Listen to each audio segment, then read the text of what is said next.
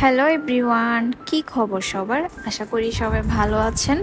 আজকে আমার ছেলে প্রথম তার নানুর বাড়িতে যাচ্ছে।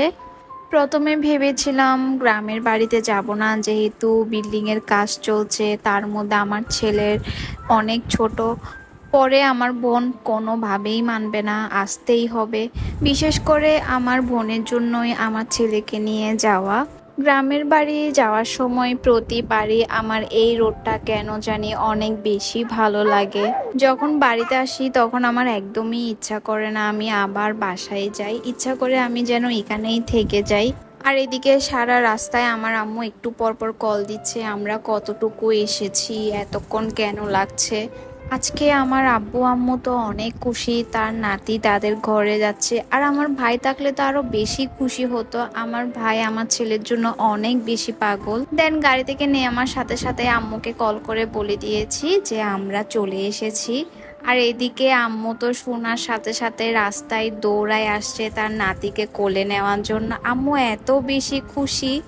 আমার আম্মুর অনেক দিনের একটা ইচ্ছা ছিল তার নাতি বা নাতনি হবে, তাদের ঘরে আসবে। আর আম্মুর আজকে সেই আশাটাই পূরণ হয়েছে। আর এদিকে আমার এটা হচ্ছে ভাইপো, আমার কাজিনের ছেলে। ও অনেকক্ষণ ধরে নাকি ওয়েট করছিল আমার ছেলের জন্য আর আমার জন্য। আর এদিকে বরাবরের মতোই আমার জামাই সবসময় আমাদের মা ছেলের ঘাটতি নিয়ে টানাটানি করে। আমার ছেলেকে পেয়ে এখানে সবাই এত বেশি খুশি হয়েছে। আমি কেমন আছি আমার থেকে এটা কেউ জিজ্ঞেসও করছে না, আমার দিকেও তাকাচ্ছে না, সবাই শুধু আমার ছেলেকে নিয়েই ব্যস্ত। আসলে নানার বাড়িটাই এমন, যখন একটা মেয়ের ছেলে বা মেয়ে হয় তখন তার থেকে বেশি তার ছেলে মেয়ের প্রতি আরো বেশি ভালোবাসা বেড়ে যায়। এদিকে আমার বোন ওর জন্য অনেক সুন্দর করে একটা টাকার মালা বানিয়েছে, এটা নাকি পরিয়ে তারপর ওকে বাসায় ঢুকাবে। এদিকে আমার আম্মু চাচিরা সবাই মিলে ওকে টাকার মালাটা পরিয়ে দিয়েছে। তারপর এদিকে আবার ফিতাও লেগেছে, ওর থেকে নাকি ফিতা কেটে এখানে ঢুকতে হবে। এসব দেখে আমি হাসছিলাম আর কি। আমার ছেলে যখন বড় হবে তখন এই ভিডিওগুলা দেখবে, তার নানার বাড়ির সবাই তাকে কত সুন্দর করে এখানে ওয়েলকাম জানিয়েছে। এখন আমার ছেলে তো আর এত বড় হয় নাই যে সে ফিতা কাটবে। পরে কি করলাম, আমি আমার ছেলের হাত ধরে ফিতা কাটলাম আর ফিতা কেটেই ঘরে ঢুকলাম।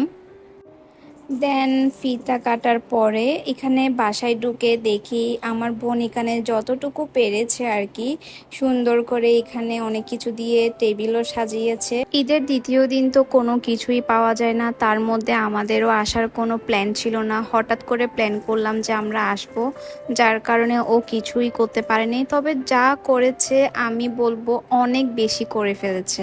আমার বোন সবগুলা একা হাতে এগুলা সবগুলা করেছে, অনেক সুন্দর করে এগুলা সাজিয়েছে তার বোনের ছেলের জন্য। মানুষ বলে না মার থেকে মাসির দরদ বেশি, আসলে কতটা সত্য, মার থেকে কিন্তু মাসির দরদ বেশি। আমার বোন নাকি সারা রাত ঘুমায় নাই, সারা রাত বসে বসে ও এগুলাই করেছে। আর এদিকে আমার আম্মুও আমার ছেলেকে রূপার হারু আর চেনও গিফট করেছে। সেদিন সে অনেকগুলা গিফট পেয়েছে, সবার থেকে বকশিসও পেয়েছে অনেকগুলা। আসলে নানার বাড়ির ভালোবাসা সব ভালোবাসা থেকে একটু আলাদা হয়। তো রাতে খাওয়া দাওয়া করে আমরা বাসায় চলে যাচ্ছি। এই ছিল আজকের রোজাইফের নানুর বাড়ির ব্লগ। সবাই ভালো থাকবেন, আল্লাহ হাফেজ।